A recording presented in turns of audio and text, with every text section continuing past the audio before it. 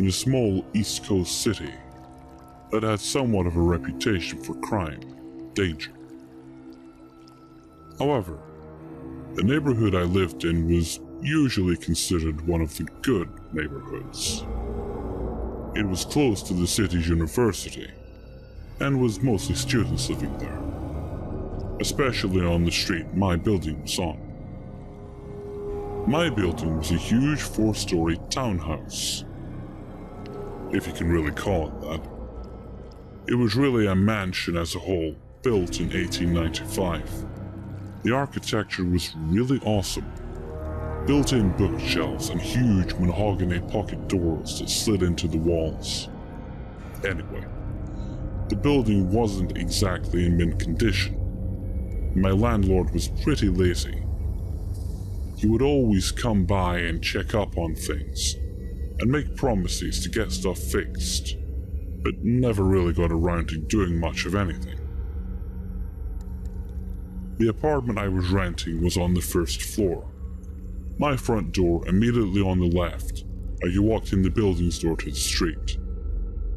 This door, the building's front door, which from the street opened to a small lobby area with only one door in it, mine, and a staircase to the other apartments upstairs. Was huge and heavy and was never locked. In fact, you couldn't lock it, and in fact, it didn't even close all the way. So basically the door to my apartment was open to the street.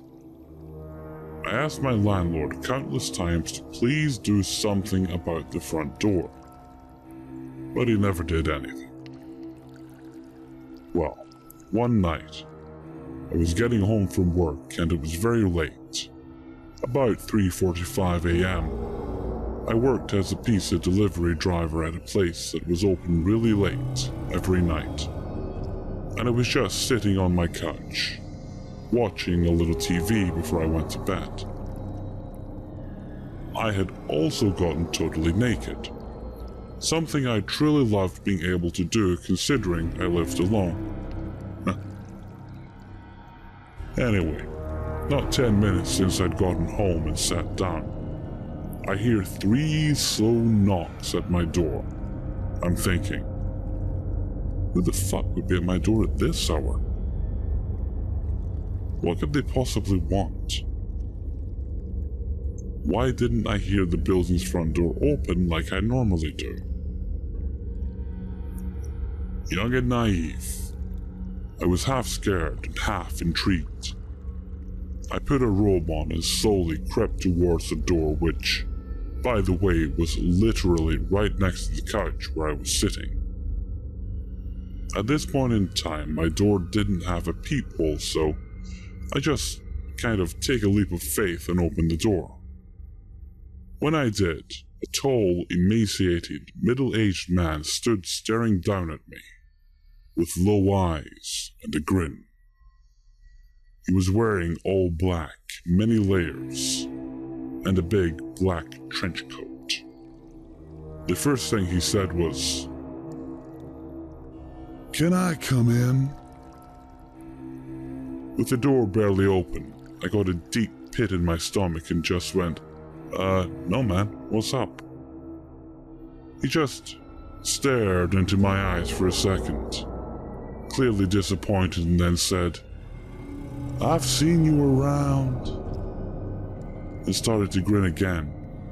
The pit in my stomach had evolved into a churning sensation, and I was starting to get nauseous. "Yeah, I've been watching you, and I like the way you look," he said. "So you gay? Bisexual?"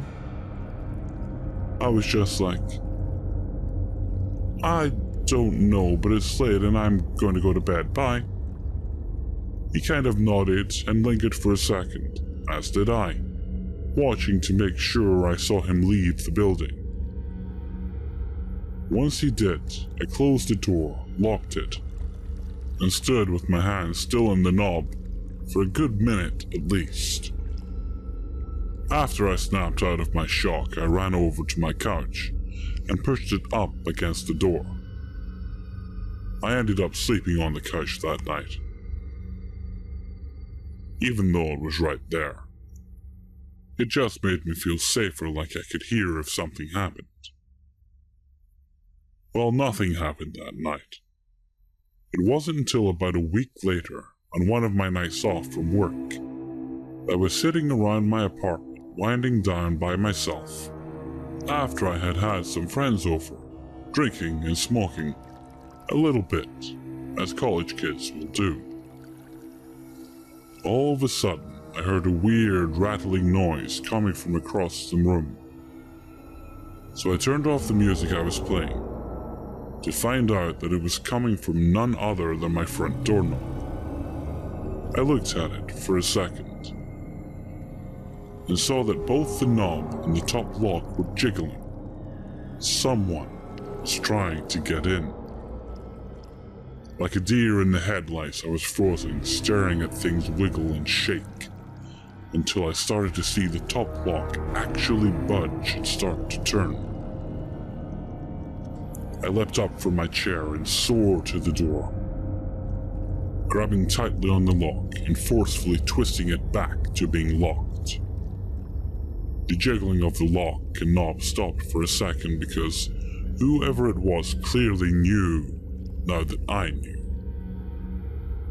It was only a second though before they just started struggling again, and I had to use all my might to keep it still. Sweat was dripping down my forehead and my rib cage, and after about 15 seconds of wrestling with this intruder, it suddenly stopped. And I heard the building door open and close, and footsteps ran down the stairs of the stoop to the sidewalk. Just like I was before, I was paralyzed, with my hands at the door for a good while, before I realized I was crying and shaking, and that I needed to call someone. My instinct was to call the police. In hindsight, I regret this for the following reasons. I was basically having a panic attack while I was on the phone with 911, and actually threw up during the call. And I think that's when they decided I was just fucked up or something. When the two police got to my apartment, they stood in my doorway as I struggled to recount to them what had happened, as I'm shaking and crying. I notice at one point they're both smirking and laughing, and I say, "What's funny right now?" One of them goes, "It reeks of marijuana." I was just like, okay? And basically argued with them after that. Long story short, they ended up confiscating a bunch of shit from my apartment, and basically turning the whole situation into a little mini drug bust. Although they said they weren't going to charge me with anything, just take my shit.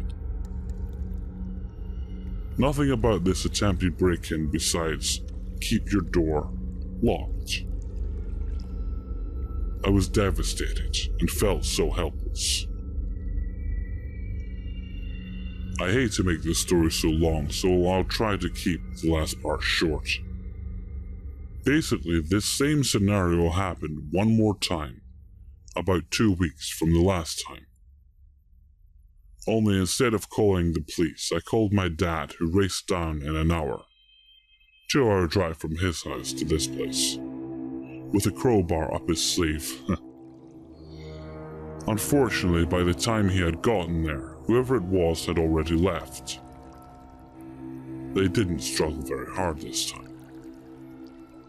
My dad ended up cussing out my landlord and demanding he get the door fixed and install a new lock and a peephole in my door.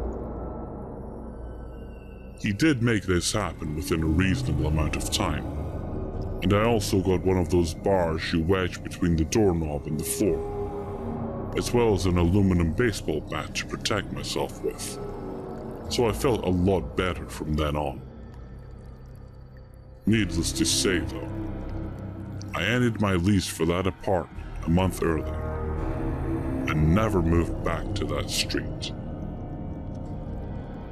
I never found out for sure who was trying to pick my locks, and if it was the guy who had come to my door the first time. But whoever it was, this is by far the most creepy thing that has happened to me to date. I usually feel fairly safe in my town, but this one incident has certainly awakened to me the fact that no place is perfectly safe.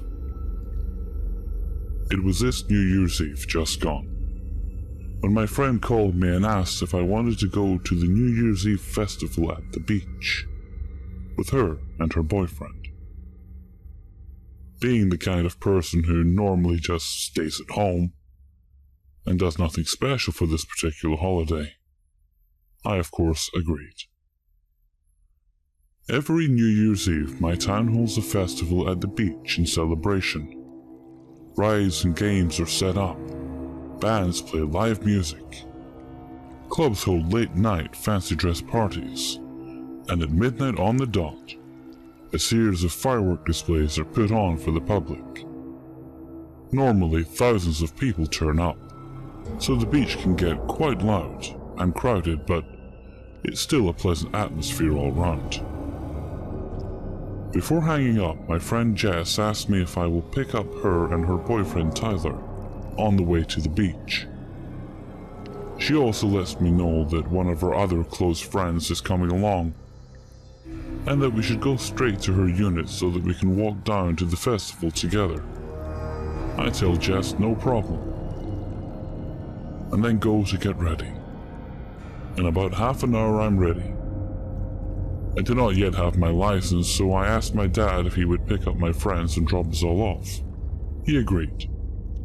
It only takes about 3 minutes to drive to my friend's place, and then a further 10 minutes to drive to my other friend's unit.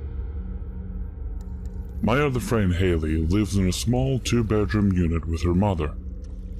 The unit is right next to the beach, and it only takes about 5 minutes to walk down to where the festival takes place. When we arrive, she is already outside waiting for us, standing on the balcony and enjoying the sunset. We all file out of the car, making sure to thank my dad for dropping us off, and then head upstairs to greet Haley. We all hung and began to catch up as we hadn't seen each other for a couple of months. Graduation, work, and life got in the way. We all headed inside for about 10 minutes to grab a drink and catch up a bit more. Haley's mother came out and talked to us for a bit as well. At this point, the sun had almost well and truly disappeared, and so we decided that this was the perfect time to head down to the festival. The walk down to the beach was pleasant. It was a warm summer night. There was a cool breeze to ward off the heat, and the whole area smelled of cotton candy, buttered corn, and warm donuts.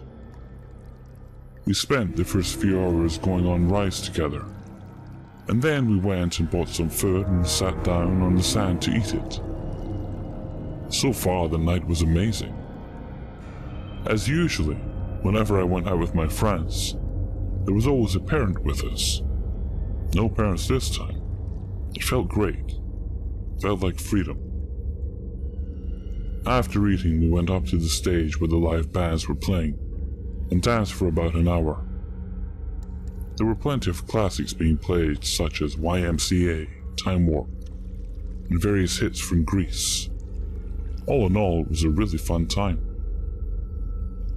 After an hour of dancing to music, the four of us decided to head back to Haley's unit for a drink of water, as we had spent all of our money. At this point, it was well and truly dark, around 11 o'clock, and the heat of the day had subsided to a pleasant warmth. We walked along the path merrily saying Happy New Year to every passing group or cop. A few partygoers on the 4th floor of an apartment complex shouted, "Hope you have an epic New Year," drunkenly at us. We laughed and wished them the same. As we walked further away from the crowds and the noise, the light grew less unless... There aren't many streetlights near my friend's unit, and we were soon engulfed in a soothing darkness, with only the moon to light our way. It was at this point that I, for some reason, began to feel uneasy. It was too quiet for my tastes. You know that feeling you get when you're being watched? Or at least you think you're being watched. That exact feeling washed over me, and I subconsciously moved to walk in between Haley and Tyler, instead of walking on the outside of the group. I shrugged off the feeling after that, attributing it to the fact that perhaps my ears were just used to the loud noises of the festival. They were, after all, ringing a bit. We ran into another group of people we knew from school along the way, and the feeling was completely forgotten. I had missed these people after graduation, and immediately struck up friendly, light-hearted conversation. We parted ways as we made it to Haley's unit block, and climbed the stairs to her unit. Haley's mother and the mother's boyfriend greeted us upon our arrival, and we all got a drink of water from the refrigerator before relaxing together on the couch. We were all a tad worn out at this point, and the fireworks weren't for another hour, so we decided to chill at the unit and head down to the beach at around 11:45. We all joked around and had a snack, and then Haley asks if she can sleep over at my place. I ring my folks, check it's okay with them, and they give me the okay. My parents love having Haley over. She's a very well-mannered person, and likes to help out where she can. At 11:45, we all leave the unit, and begin heading down to the beach. We only get about a minute down the road before Haley says that she had forgotten her pain medication for her bad knee, which she is supposed to take before bed. At this, Jess seems a little annoyed, but reluctantly agrees that we should go back so that we do not have to make another trip to hers at the end of the night. We head back, and the whole way Jess seems a little distant, like her mind isn't on the conversation at hand, and she's focused on something else. I am the most quiet and observant one in the group, so I notice her silence pretty quickly, since usually she's a big chatterbox. I ask her if she's alright, and she replies with, "Of course." So I simply leave her to her thoughts. After retrieving Haley's pain medication, we head back out again. This time Jess suggests that we walk on the other side of the road, where it is more well lit, and there are parents with their children on the playground. We think nothing of it and agree, as both Haley and I have poor night sight, and a bit more light would be rather welcome. When we are halfway across the road, Jess mutters to us, "Don't look behind us." My first thought is that maybe there is a drunk with their pants down taking a piss against a wall or something. But then Jess adds, "Walk faster." I begin to feel uneasy and immediately obey her request, knowing that whenever Jess seriously tells us to do something, it's usually for a good reason. None of us look back, despite that nagging human instinct to look. I trust Jess. When we are across the road, I ask Jess what is wrong, and what has her so on edge.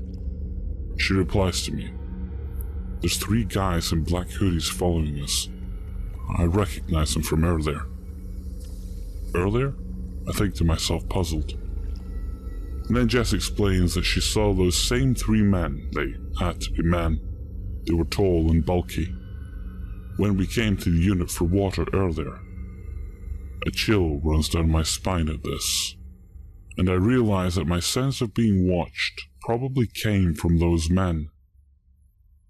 What made me even more creeped out was the fact that they had waited all that time for us to come out. Unable to resist, I glance sideways out of my peripheral vision, and my heart hammers in my chest when I notice 3 men.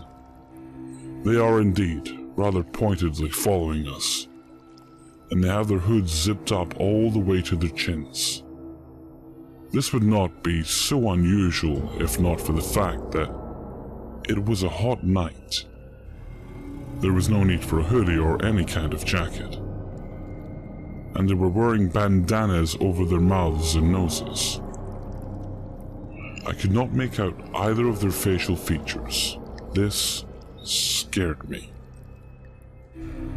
Jess prompts us again not to look and suggests we walk even faster. We do so despite the fact that Haley, Tyler and I are all tall and strongly built people. I should mention now that I am an 18-year-old female, and despite my build and reasonable strength, I understandably didn't want to tangle with 3 big, unknown men dressed all in black with bandanas covering their features. It crossed my mind that they probably thought we were good targets. Jess was short and thin. They most likely heard that Haley needs pain medication. I walked with an obvious limp as I have arthritis in my right knee, and Tyler had his hands full, being the pack mule, as they call it. Despite Jess's instruction, I can't help but give the occasional glance at the 3 men, and of course they continued to follow us. They had even increased their pace to nearly match ours, and kept looking over at us. I think they meant to intimidate us, as they made it quite obvious that they were staring at us. I ceased to look after realizing that they could probably tell I was keeping an eye on them, and instead opted to use my keen hearing to make sure they stayed across the road. I wasn't fond of this, as they could have had a knife or a gun or anything, and if they suddenly sprinted at us, I wouldn't be prepared. But I didn't want to provoke them by staring. I am not a fast runner, and my stamina leaves much to be desired. At this point the path ends and gives way to bushes and shrubs.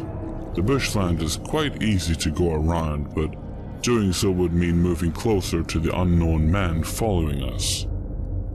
None of us wanted to do that. So we all make an unspoken agreement to take a shortcut through the bushes. The bushland doesn't go on for very long, and it would take us straight to the festival where we could quite possibly lose those men. We head into the bushes, taking care to stay together, and watch for snakes, as summer is the season when snakes like to come out the most. Especially at the beach. It's Snake City. About halfway through, we all recognize the sound of dried grass and leaves crunching underfoot. Then we hear rapid, heavy footsteps. We all broke into a sprint, not daring to look back at that point. We didn't have to look to know the men were chasing us, and their confidence at going after 4 fully grown teenagers pretty much assured me they were all armed with weapons of some sort. We were not armed with anything. And quite frankly, we were all so spooked that we couldn't think straight. Our only instinct was to run as fast as possible. We made it out of the bushland together, raced across the car park, and slowed to a jog when we reached the crowds. We didn't stop. But as we steadily slowed to a hurried walk, I looked over my shoulder and recognized the 3 unknown men lurking across the car park. Moonlight glinted off the surface of a metallic object in the taller one's hand, and I immediately fell ill. We hurried to where the biggest crowd was, gathered on the sand in preparation for the fireworks. Picking a spot between 2 large groups, we settled down and caught our breaths. Funnily enough, all 4 of us have asthma, which we often joke about. saying that we found each other and bonded because of it, and we were all panting quite heavily. Tyler and I have it a bit worse than Haley and Jess, and you could hear us wheezing as we panted. Soon the fireworks started, and we had all calmed enough to somewhat enjoy them, although the unknown men were still in the back of our minds. Our original plan had been to leave before the fireworks were finished, so that we could avoid the big crowds. But instead, we opted to leave with the crowds. We walked down the road to a bigger car park where my dad was going to pick us up, making sure to stay around people. When we reached the car park, I called my dad, and he said that he would be there to pick us up in around 10 minutes. After hanging up, I sat on the side of the path with my friends and waited. 5 minutes passed, and bored, I decided to look around as there were still many bustling crowds making the way to the cars. There was a bit of a traffic jam too, as many cars were trying to leave at the same time. I looked across the road and realized with a jolt that the 3 men in the black hoodies were there, half hidden by a tree where there was no light. Even though I couldn't see their eyes, I could tell they were staring right back. They knew I'd spotted them. The taller one discreetly showed his knife, waving it a little, as if to taunt me.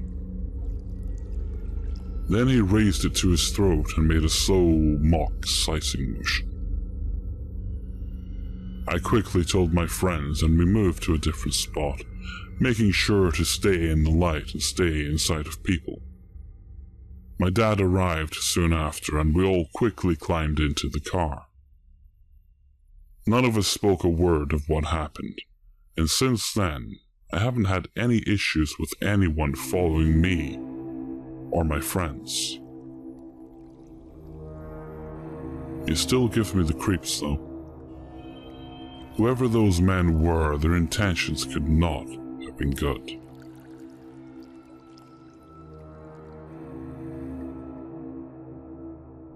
I'm not sure this belongs here, but as one of the strangest things to happen to me, I really would like to share it. It really is bizarre. It's the story of a man that I don't know, called me frequently for years.